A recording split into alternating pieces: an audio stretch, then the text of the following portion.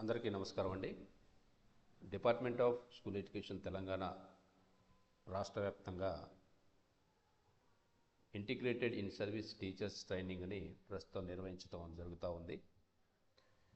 ఈ quality learning దో transformative class room practices ఈ ట్రైనింగ్లో భాగంగా తెలుగు సబ్జెక్టులో ఓరల్ రీడింగ్ ఫ్లూయెన్సీ ధారాళంగా చదవటం అనే టాపిక్ గురించి ఈ వీడియోలో మనం చూద్దాం.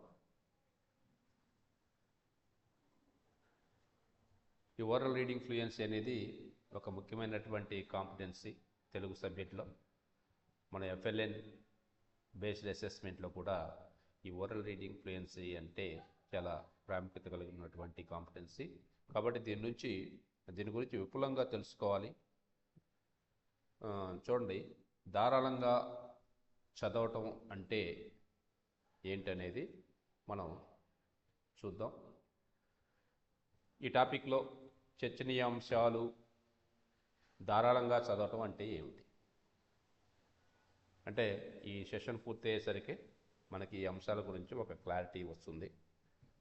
ఇంకా దేని గురించి చర్చిస్తాం, ఓరల్ రీడింగ్ ఫ్లూయెన్సీ యొక్క ప్రాముఖ్యత ఏంటనేది కూడా మనం చర్చించడం జరుగుతూ ఉంది.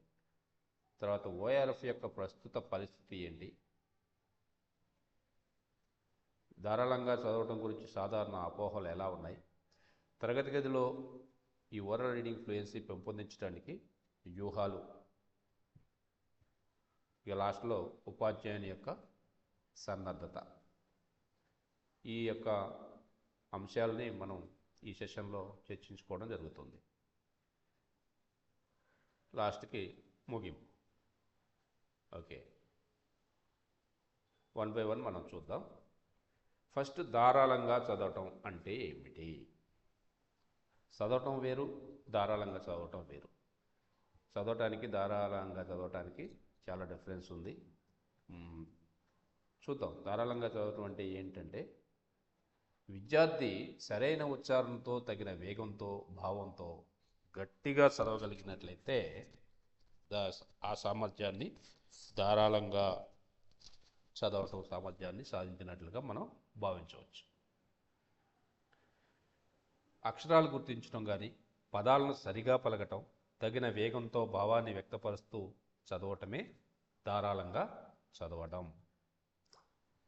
అంటే ఎక్కడ నత్తినత్తిగా చదవకుండా, స్పీడ్గా, తప్పులు లేకుండా, ఉచ్చారణ దోషాలు లేకుండా స్పీడ్గా చదవగలిగేటటువంటి సామర్థ్యాన్నే ధారాళంగా చదవటం అని కూడా అనొచ్చు. దీంట్లో ఖచ్చితత్వం ఉండాలి. ధారాళంగా చదవటం అంటే స్పీడ్గా చదవటం అంటే స్పీడ్గా తప్పులు చదువుకుంటూ పోవటం కాదు. ఖచ్చితత్వం ఉండాలి. అక్షరాలు కానీ, గుణింతాలు కానీ, ద్విత్వాక్షరాలు, సంయుక్తాక్షరాలు వీటిని సరిగ్గా పలకగలగటం రావాలి. ఫోనిక్ సౌండ్స్ కూడా ఉండాలి. ఆ మహాప్రాణ అక్షరాలు కానీ, అల్పప్రాణ అక్షరాలు కానీ, ఒత్తులు కానీ, సంయుక్తాక్షరాల ఒత్తులు కానీ, ఇలా అక్కడ ఇచ్చినటువంటి వాక్యంలో ఏమున్నా కానీ ఖచ్చితత్వంగా తప్పులు లేకుండా చదవగలగాలి. పదాలు తప్పులు లేకుండా చదవడం. తర్వాత వేగం, మనం చెప్పుకున్నాం ఇంతాక, స్పీడ్గా చదవడం అనేది ఖచ్చితత్వం ఉండాలి, ప్లస్ వేగంగా ఉండాలి. ఆ ఖచ్చితత్వంతో పాటు వేగంగా కూడా చదవగలిగితే ఆ విద్యార్థి ఓఆర్ఎఫ్ కాంపిటెన్సీ సాధించినట్లుగా మనం భావించవచ్చు. భావపూర్వక పఠనం, విరామ చిహ్నాలు కూడా పాటిస్తూ ఒక సందర్భాన్ని బట్టి ఆ సౌండ్స్లో సందర్భోచితంగా హావభావాలతోటి చదవగలిగేటటువంటి పఠనం చేసినట్లయితే ఆ విద్యార్థి ధారాళంగా చదవటం అనే కాంపిటెన్సీ సాధించినట్లుగా మనం చెప్పుకోవచ్చు. ఇకపోతే ప్రాథమిక స్థాయిలో వివిధ తరగతులకు క్రింది విధంగా ఓఆర్ఎఫ్ లక్ష్యాలను మనం నిర్దేశించుకోవడం జరిగింది. చూడండి, ఇది టైం బేస్డ్ అసెస్మెంట్ అన్నమాట. ఇది 1వ తరగతికి 1 నిమిషంలో 20 పదాలు చదవగలగాలి. 2వ తరగతి విద్యార్థి 25 పదాలు చదవగలగాలి. 3వ తరగతి విద్యార్థి 30 పదాలు, 4వ తరగతి విద్యార్థి 40 పదాలు, 5వ తరగతి విద్యార్థి 50 పదాలు చదవాలి. అలా చదవగలిగితే మనకి ఓఆర్ఎఫ్ ఫ్లూయెన్సీ వచ్చినట్టు. ఈ 1, 2 తరగతుల్లో పదాలు చదవటం లక్ష్యం, 3, 4 తరగతిలో పేరాలను చదవటం లక్ష్యంగా మనం పెట్టుకోండి. అంటే 1, 2 చిన్న తరగతులు కాబట్టి ఓన్లీ వర్డ్స్ పదాలు చదివితే చాలు. అదే 3, 4 తరగతులు అయితే పారాగ్రాఫ్లు, సెంటెన్సెస్, పారాగ్రాఫ్లని మనం ఒక లక్ష్యంగా పెట్టుకొని ఆ విధంగా మనం ప్రాక్టీస్ చేయించడం జరుగుతూ ఉంది. ఈ ఓరల్ రీడింగ్ ఫ్లూయెన్సీ యొక్క ప్రాముఖ్యత ఏమిటి?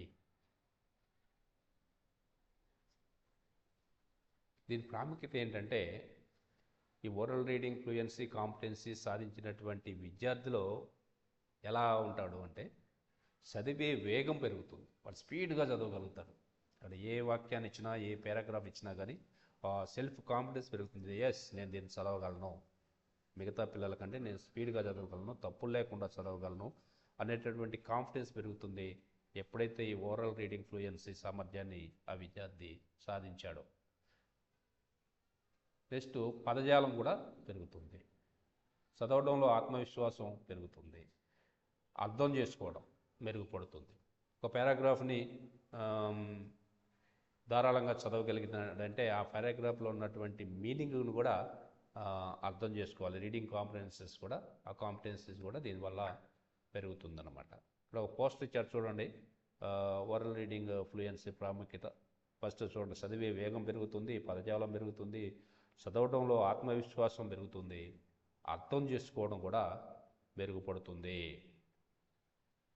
కాబట్టి ఈ ఓఆర్ఎఫ్ అనేది one of the important competency in FLS.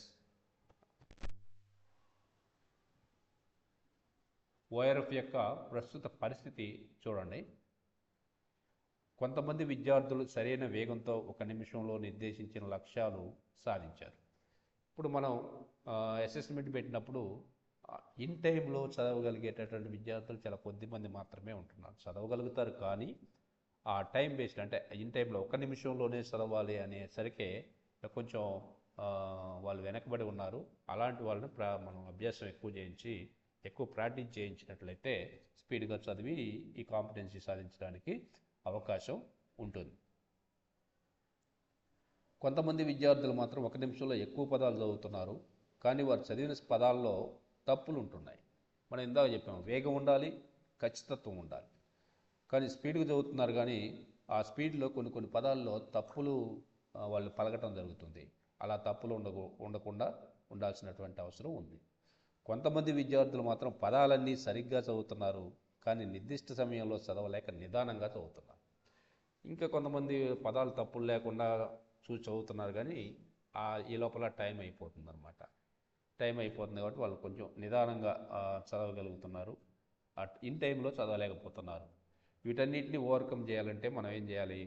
ఎక్కువ ప్రాక్టీస్ చేయాలి. ఎక్కువ ప్రాక్టీస్ చేస్తే తప్పులు లేకుండా వేగంగా ఆ భావాన్ని అర్థం చేసుకొని చదవగలిగేటటువంటి అవకాశం ఉంటుంది. కొంతమంది చిన్న చిన్న పదాలు చదువుతారు, కానీ వాక్యాలు చదవలేకపోతున్నారు నిర్దిష్ట సమయంలో.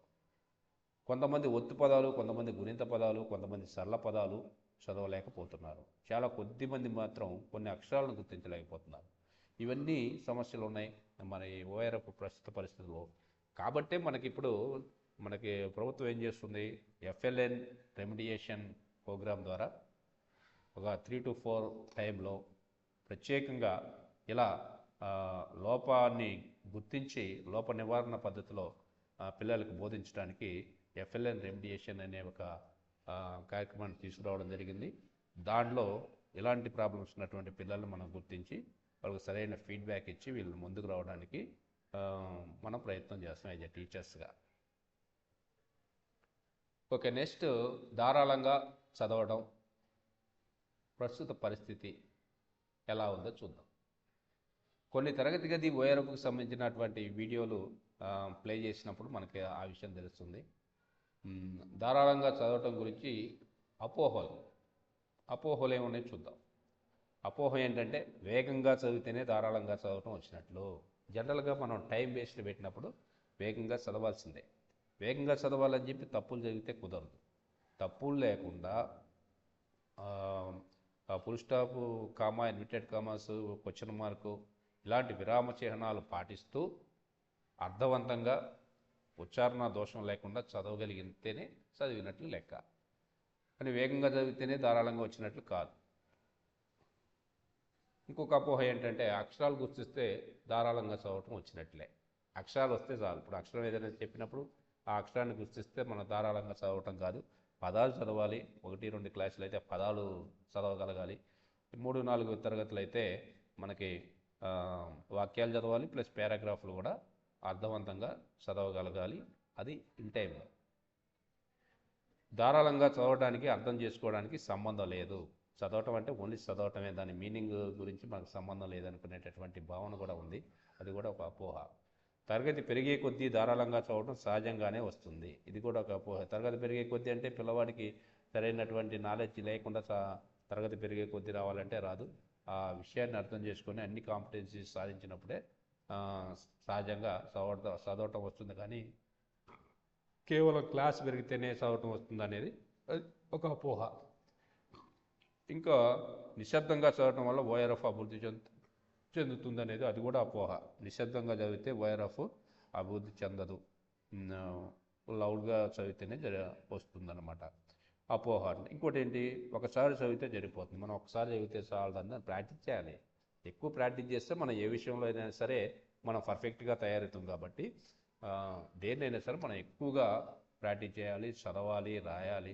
అలా చేయటం వల్లే మనకి ఆ కాంపిటెన్సీలో మనం రీచ్ కావడానికి, అచీవ్మెంట్ కావడానికి అవకాశం ఉంటుంది. పిల్లలు చేసే ప్రతి తప్పును వెంటనే సరిదిద్దాలి. ఇది కూడా అపోహ అండి. ఇదొక అపోహ అండి. సరిదిద్దాలి కానీ అప్పటికప్పుడు చేయాల్సిన అవసరం లేదు, తర్వాత కూడా చేసుకోవచ్చు. ఓఆర్ఎఫ్ భాషా పఠనాలకు మాత్రమే అవసరం. ఈ ఓఆర్ఎఫ్ భాషా పఠనాలకు మాత్రం కాదు, అన్ని సబ్జెక్టులకు కూడా ఈ ఓరల్ రీడింగ్ ఫ్లూయెన్సీ అనేది ఉండాల్సిందే. ఇప్పుడు చూడండి, ఇది చాలా ఇంపార్టెంట్ టాపిక్. ఒక తరగతి గదిలో ఓఆర్ఎఫ్ పెంపొందించడానికి వ్యూహాలు చూద్దాం. ఫస్ట్ నమూనా పఠనం అండి. ఇది కొంచెం చాలా జాగ్రత్తగా వినాలి, కొంచెం ఇంపార్టెంట్ టాపిక్స్ ఇది. నమూనా పఠనం ఎలా ఉండాలి, మోడల్ రీడింగ్ ఎలా ఉండాలి, అసలు నమూనా పఠనం అంటే ఏంటి? ఈ నమూనా పఠనం అనేది బోధనలో ఒక ముఖ్యమైనటువంటి పద్ధతి. ఉపాధ్యాయుడు ఒక భాగాన్ని లేదా పాఠాన్ని స్పష్టమైన ఉచ్చారణ, సరైన లయ మరియు విరామాలతో స్వయంగా చదివి వినిపిస్తాడు. విద్యార్థులకు సరైన పఠన నైపుణ్యాలు అలవడేలా చేయడానికి ఇది తోడ్పడుతుంది. ఒక పారాగ్రాఫ్ని కానీ ఒక వాక్యాన్ని కానీ తప్పులు లేకుండా హావభావాలతోటి ఉపాధ్యాయుడు ఎప్పుడైతే చదివి వినిపిస్తాడో దాన్ని మోడల్ రీడింగ్.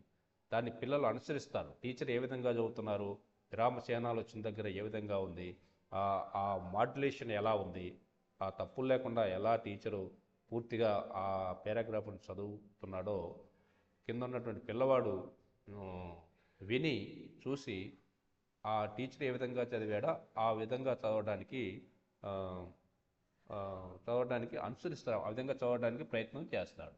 కాబట్టి నమూనా పఠనం అనేది చాలా ఇంపార్టెంట్ టాపిక్ మనకి ధారాళంగా చదవటం అనేటటువంటి కాంపిటెన్సీ రావడానికి. ఈ నమూనా పఠనం యొక్క ఉపయోగాలు ఏంటో, మౌన ప్రకాశ పఠనాలు.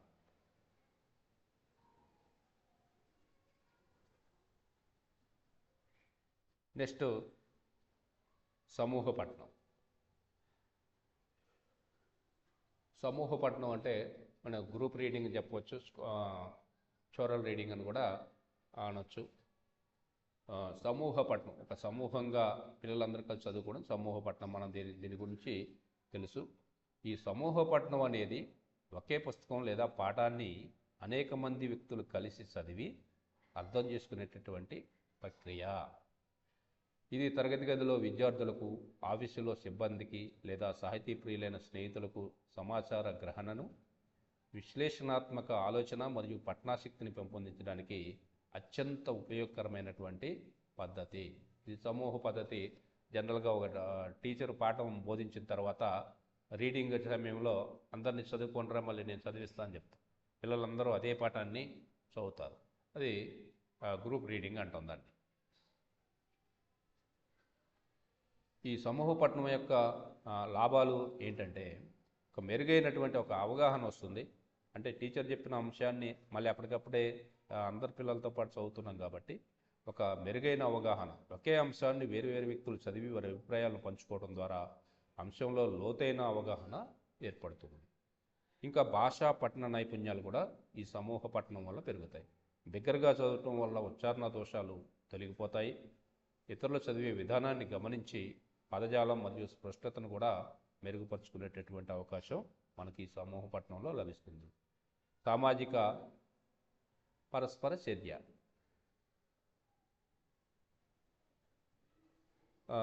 వివిధ భావాలు ఆలోచనల మార్పిడి వల్ల సమూహంలో చర్చలు జరగడానికి, ఒక అవగాహన పెంచుకోవడానికి ఈ ఈ యొక్క సమూహ పఠనం మనకి ఉపయోగపడుతుంది. నెక్స్ట్ ప్రతిధ్వని పఠనం. ప్రతిధ్వని పఠనం ప్రతిధ్వని పఠనం అంటే ఎకో రీడింగ్. ఎకో రీడింగ్ అంటే ఒక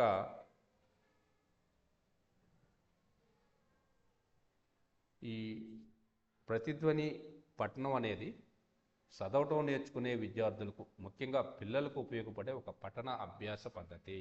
ఇది చాలా ఇంపార్టెంట్ పద్ధతి. ఇందులో ఉపాధ్యాయుడు లేదా తల్లిదండ్రులు ఒక వాక్యాన్ని స్పష్టంగా మరియు సరైన ఉచ్చారణతో చదువుతారు.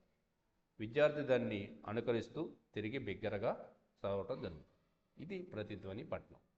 జనరల్గా పాఠం చెప్పడం అయిపోయిన తర్వాత ఒక కొంచెం క్లవర్ స్టూడెంట్స్ని పిలిచి ఆ పాఠాన్ని చదివిస్తే మిగతా పిల్లలు కూడా దాన్ని చదవటం జరుగుతుంది. దానివల్ల దాంట్లో తప్పులు ఏమైనా ఉంటే సరిదిద్దుకోవడానికి అవకాశం ఉంటుంది. చదివేటటువంటి ఉచ్చారణ దోషాలు కూడా తగ్గిపోవడానికి అవకాశం ఉంటుంది ఈ ప్రతిధ్వని పఠనం వల్ల. దీనివల్ల ఏమంటే ఫ్లూయెన్సీ పెరుగుతుంది, తడబడకుండా చదివే సామర్థ్యం పెరుగుతుంది. ఈ ప్రొనౌన్సియేషన్ అంటే ఉచ్చారణ, పదాలను సరిగా పలకటం అలవాటు అవుతుంది. ఎందుకంటే ఎదుటి వ్యక్తి చదివినప్పుడు మనం దాన్ని ఫాలో అయ్యి చదువుతాం కదా, కాబట్టి తప్పులు లేకుండా చదివే అవకాశం ఎక్కువగా ఉంటుంది. ఇంకోటి కాంప్రహెన్షన్, గ్రహణ శక్తి కూడా పెరుగుతుంది. చదివిన విషయాన్ని త్వరగా అర్థం చేసుకోవడానికి కూడా ఈ ప్రతిధ్వని పఠనం అనేది ఉపయోగపడుతుంది. ఇవన్నీ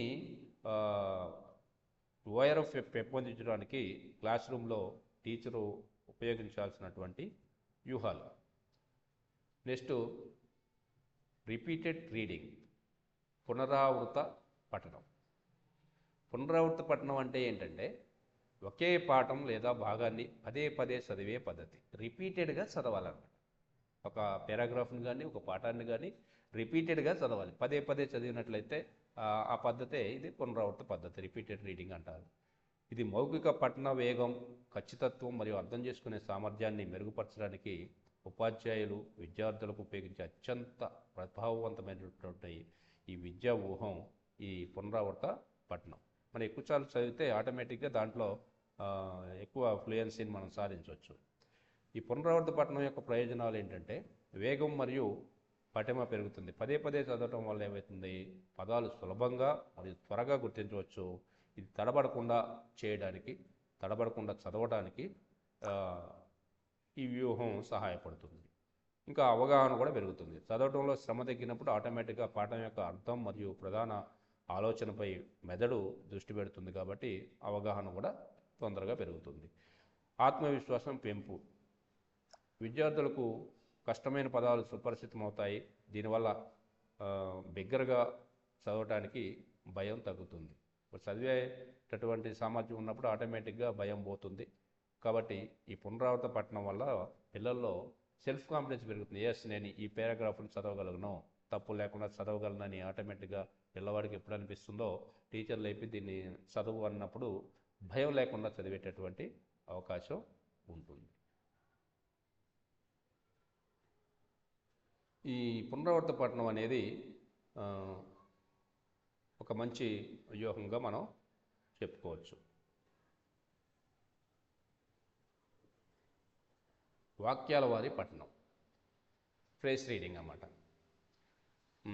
వాక్యాల వారి పఠనం అంటే సెంటెన్స్ బై సెంటెన్స్ రీడింగ్ అని కూడా దీన్ని మనం అనవచ్చు. దీన్ని నేర్చుకునేటప్పుడు చదవడం నేర్చుకునేటప్పుడు లేదా ఒక పెద్ద పాఠాన్ని స్పష్టంగా అర్థం చేసుకోవడానికి ఉపయోగించే ఒక ముఖ్యమైన పద్ధతి. దీని ద్వారా మీరు ప్రతి వాక్యాన్ని విడివిడిగా చదివి వాటి భావాన్ని సులభంగా గ్రహించవచ్చు. తెలుగు భాషలో వాక్య నిర్మాణం, వాటి ప్రాముఖ్యత మరియు పఠన పద్ధతులు ఇక్కడ ఇవ్వటం జరుగుతుంది. వాక్య నిర్మాణ భాగాల్లో మన తెలుసు కర్త, కర్మ, క్రియ, వీటిని విడివిడిగా పిల్లవాడు అర్థం చేసుకోవడానికి ఈజీగా ఉంటుంది. ఈ వాక్యాల వారి పఠనం కూడా ఓఆర్ఎఫ్ పెంపొందించడానికి ఒక మంచి వ్యూహంగా చెప్పుకోవచ్చు. ఇంకా వాక్యాల్లో రకాలు కూడా తెలుసు కదా మనకి, సామాన్య వాక్యాలు, సంక్లిష్ట వాక్యాలు, సంయుక్త వాక్యాలు, ఇలా పిల్లవాడికి వాక్యాల గురించి కూడా తెలుసుకునే అవకాశం ఉంటుంది. దీనివల్ల అవగాహన పెరుగుతుంది, ఉచ్చారణ పెరుగుతుంది, భాషా పరిజ్ఞానం కూడా పెరిగేటటువంటి అవకాశం ఉంది. కాబట్టి ఈ వాక్యాల వారి పఠనం అనేది ఒక బెస్ట్ వ్యూహంగా ఓఆర్ఎఫ్ పెంచడానికి మనం చెప్పుకోవచ్చు.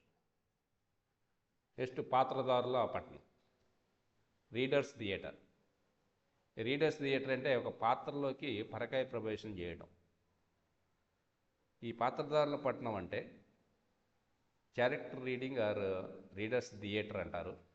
ఒక పుస్తకం, కథ, నాటకం లేదా సినిమాలోని పాత్రల స్వభావం, ఆలోచనలు మరియు ప్రవర్తనను విశ్లేషించే ప్రక్రియ ఇది. ఇది పాత్రల యొక్క మానసిక స్థితిని మరియు కథలో వాటి పాత్రను అర్థం చేసుకోవడానికి సహాయపడుతుంది.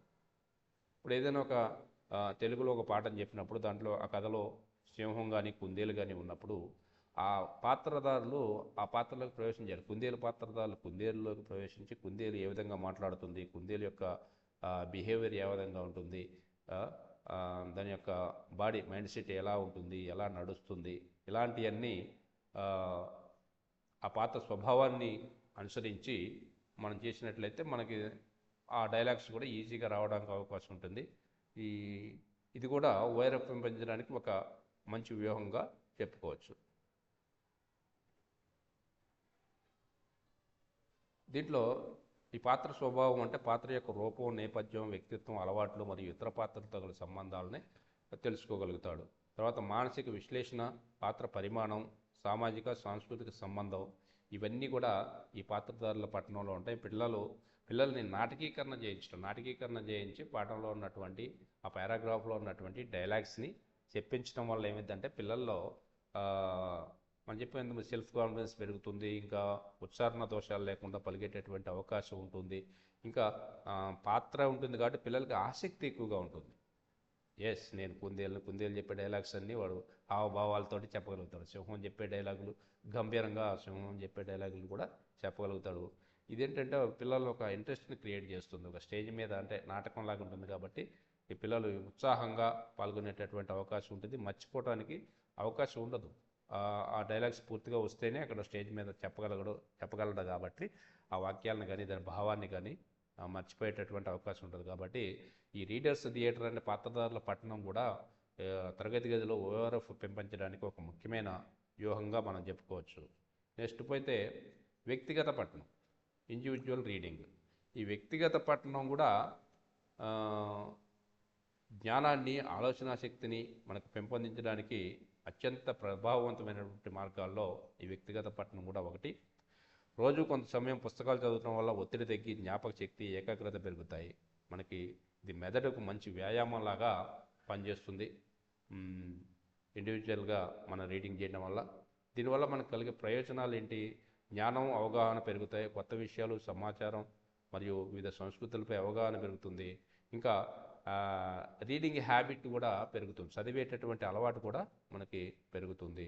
ఒత్తిడి తగ్గింపు, కేవలం ఒక 6 నిమిషాలు వ్యక్తిగత పఠనం చేయడం వల్ల మానసిక ఒత్తిడి 60% తగ్గిద్దట. ఒక 6 నిమిషాలు మనం బుక్ చదివితే 60% మానసిక ఒత్తిడి తగ్గుతుందని మరి మానసిక శాస్త్రవేత్తలు పరిశోధనలు చేసి మనకు చెప్తున్నటువంటి విషయం. మన ప్రస్తుత పరిస్థితుల్లో మనం చదివేటటువంటి అలవాటుని క్రమక్రమంగా కోల్పోతున్నాం. మన సెల్ వచ్చిన తర్వాత బుక్ కూడా మనం విజువల్గా వింటున్నాం. చదవకుండా ఏం చేస్తున్నాం, ఆ స్టోరీని వినేటటువంటి అవకాశం కూడా మనకి ఇప్పుడు వచ్చింది. కాబట్టి చదివే అలవాటు క్రమక్రమంగా తగ్గిపోతుంది. కాబట్టి చదవటం అలవాటు చేసుకోవాలి. ఇప్పుడే చెప్పాం కదా, 6 నిమిషాలు చదివితే 60% మానసిక ఒత్తిడి తగ్గుతుందట. కాబట్టి అందరూ చదివే అలవాటుని పెంచుకోవాలి. తర్వాత ఏకాగ్రత పెరుగుతుంది. ఫోన్లు మరి ఇతర డిజిటల్ పరధ్యానాలకు దూరంగా ఉండి ఏకాగ్రతను కూడా మనం మెరుగుపరుచుకోవచ్చు. భాషా నైపుణ్యాలు, కొత్త పదాలు నేర్చుకోవడం ద్వారా భాషపై పట్టు పెరుగుతుంది. కమ్యూనికేషన్ నైపుణ్యాలు, మరి ఆలోచన శక్తి కూడా పెరుగుతుంది. ఇలా ఇంకా ఆ, సుఖనిద్ర. రాత్రి పడుకునే ముందు ఏదైనా ఒక పుస్తకాన్ని ఒక 2 నిమిషాలు, 3 నిమిషాలు, ఒక 5 నిమిషాలు చదివినట్లయితే మీరు హ్యాపీగా సుఖంగా నిద్రపోవడానికి కూడా అవకాశం ఉంటుంది. ఇది వ్యక్తిగత పఠనం. ఇవి ఓఆర్ఎఫ్ సామర్థ్యాన్ని పెంచడానికి ఏ, వ్యూహాలు. వీటిని మన క్లాస్ రూమ్లో యాజ్ ఎ టీచర్స్గా ఉపయోగించి పిల్లల్లో ఓఆర్ఎఫ్ సామర్థ్యాన్ని పెంచడానికి మనం అందరం ప్రయత్నం చేయాలి. మీకు ఒక ఫోటో వచ్చింది చూడండి, ధారాళంగా చదవటం అభివృద్ధికి వ్యూహాలని. దీంట్లో ఈ రీడింగ్స్ గురించి అంటే ఈ వ్యూహాల గురించి ఒక్కో దాని గురించి మనకు వివరించడం జరిగింది. దీనికి ఉపాధ్యాయుని సన్నద్ధత ఎలా ఉండాలంటే ఈ పై విధంగా ఇప్పుడు చెప్పినటువంటి వ్యూహాలు అమలుపరచడానికి ఉపాధ్యాయుడు ఏం చేయాలంటే ముందుగా బేస్ లైన్ ఎగ్జామ్ పెట్టుకోవాలి. మనం ఇంతకుముందు చెప్పుకున్నాం, బేస్ లైన్ ఎగ్జామ్ పెట్టుకొని గ్రూపులుగా విభజించుకోవాలి. బేస్ లైన్ ఎగ్జామ్ అంటే అది పెద్ద ఒక చిన్న స్మాల్ అసెస్మెంట్ పెట్టుకోవాలి, పెద్ద ఎగ్జామ్ కాదు, చిన్న స్మాల్ అసెస్మెంట్ పెట్టుకొని ఆ రోజు చెప్పబోయేటటువంటి కాంపిటెన్సీ మీద చిన్న అసెస్మెంట్ పెట్టుకొని దాంట్లో చేయగలిగేవారు చేయలేని వారు యొక్క గ్రూపులుగా చేసుకొని ఆ విధంగా ఆ స్థాయికి అనుగుణంగా బోధనా సామగ్రి సిద్ధం చేసుకోవాలి. తర్వాత ఫ్లాష్ కార్డులు కానీ, సరళ పదాలు కానీ, గురింత కార్డులు, ఒత్తులు ఇవన్నీ కూడా సిద్ధం చేసుకొని సన్నద్ధంగా టీచరు బోధనకి వెళ్ళే ముందు ఇవన్నీ దగ్గర పెట్టుకోవాలి. టీఎల్ఎం అంటే తెలుసు, టీఎల్ఎం అంటే ఖచ్చితంగా it is very very powerful అనమాట. మన టీచరు యుద్ధానికి వెళ్ళే సైనికుడికి కత్తి ఎలాగో క్లాస్ రూమ్కి వెళ్ళే టీచర్కి టీఎల్ఎం అలా ఉపయోగపడుతుంది. TLM help to create the interest among the students. Okay, TLM ద్వారా మనం చెప్పదలుచుకున్నటువంటి విషయాన్ని చాలా తక్కువ సమయంలో సమర్థవంతంగా ఆ సామర్థ్యాన్ని తీసుకురావడానికి దానికి సంబంధించినటువంటి టీఎల్ఎంలు తప్పకుండా ఉపయోగించాలి. అది ఏ సబ్జెక్ట్ అయినా కావచ్చు, తెలుగు కావచ్చు, ఇంగ్లీష్ కావచ్చు, మ్యాథ్స్ కావచ్చు, సైన్స్ కావచ్చు, దేనికైనా సరే టీఎల్ఎం లేకుండా క్లాస్ రూమ్కి వెళ్తే చాలా కష్టంగా ఉంటుంది.